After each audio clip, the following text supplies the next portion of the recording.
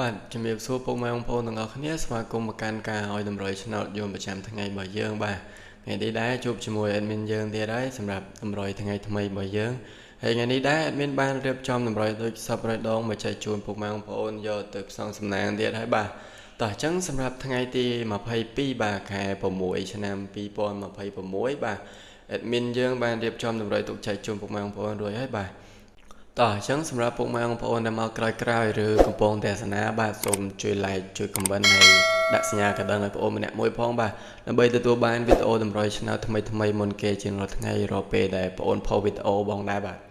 តោះអញ្ចឹងយើងទៅកាន់តម្រុយរបស់យើងអញ្ចឹងខ្ទង់អូរបស់យើងថ្ងៃនេះ admin ឲ្យអូ0ហើយនឹងអូ7បាទ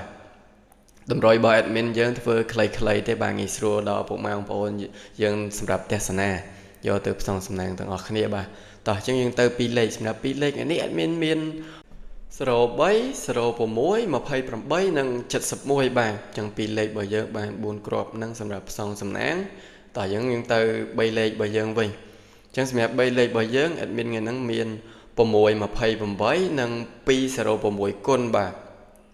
តម្រុយរបស់ admin យើងធ្វើខ្លីៗទេបាទ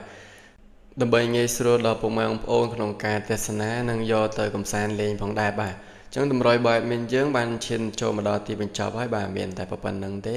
ខ្លីៗសម្រាប់ពុកម៉ែបងប្អូនយកទៅកំសាន្តលេងបាទជាចុងក្រោយ admin សូមជូនពរពុកម៉ែបងប្អូនបាទទាំងអស់គ្នាបាទហេងបាទចាក់ត្រូវទាំងលេខតូចនិងលេខធំបាទ